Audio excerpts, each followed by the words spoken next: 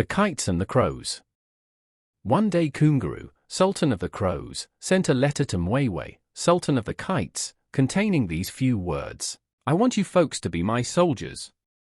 To this brief message Mwaiwei at once wrote this short reply: "I should say not." Thereupon, thinking to scare Mwaiwei, the Sultan of the Crows sent him word: "If you refuse to obey me, I'll make war upon you." To which the Sultan of the Kites replied, "That suits me, let us fight, and if you beat us we will obey you, but if we are victors you shall be our servants." So they gathered their forces and engaged in a great battle, and in a little while it became evident that the Crows were being badly beaten. As it appeared certain that, if something were not done pretty quickly, they would all be killed, one old crow, named Goc, suddenly proposed that they should fly away. Directly the suggestion was made it was acted upon, and the crows left their homes and flew far away, where they set up another town. So, when the Kites entered the place, they found no one there, and they took up their residence in Crow Town. One day, when the crows had gathered in council, Koongaroo stood up and said, "My people, do as I command you, and all will be well. Pluck out some of my feathers and throw me into the town of the Kites, then come back and stay here until you hear from me."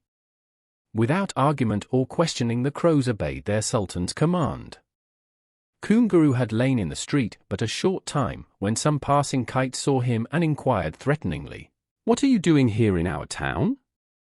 With many a moan he replied, "My companions have beaten me and turned me out of their town because I advised them to obey Mwaiwei, Sultan of the Kites." When they heard this they picked him up and took him before the Sultan, to whom they said, "We found this fellow lying in the street, and he attributes his involuntary presence in our town to so singular a circumstance that we thought you should hear his story."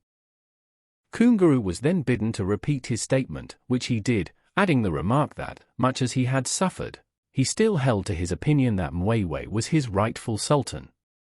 This, of course, made a very favorable impression, and the Sultan said, "You have more sense than all the rest of your tribe put together. I guess you can stay here and live with us."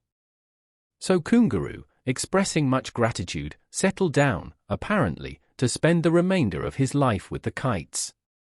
One day his neighbors took him to church with them, and when they returned home they asked him, "Who have the best kind of religion, the Kites or the Crows?" To which crafty old Koongaroo replied, with great enthusiasm, "Oh, the Kites, by long odds." This answer tickled the Kites like anything, and Koongaroo was looked upon as a bird of remarkable discernment. When almost another week had passed, the Sultan of the Crows slipped away in the night, went to his own town, and called his people together. "Tomorrow," said he, "is the great annual religious festival of the Kites, and they will all go to church in the morning. Go, now, and get some wood and some fire, and wait near their town until I call you, then come quickly and set fire to the church." Then he hurried back to Mwaiwei's town.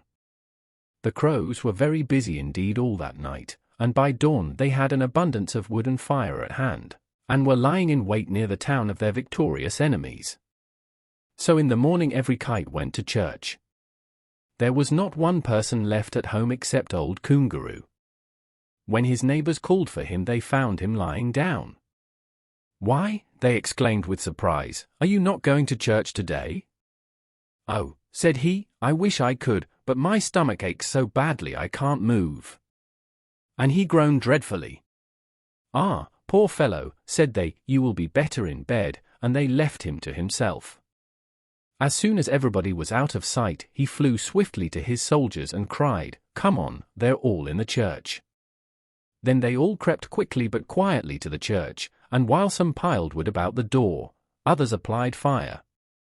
The wood caught readily, and the fire was burning fiercely before the Kites were aware of their danger, but when the church began to fill with smoke, and tongues of flame shot through the cracks, they tried to escape through the windows. The greater part of them, however, were suffocated, or, having their wings singed, could not fly away, and so were burned to death. Among them their Sultan, Mwaiwei, and Koongaroo and his crows got their old town back again. From that day to this the Kites fly away from the crows.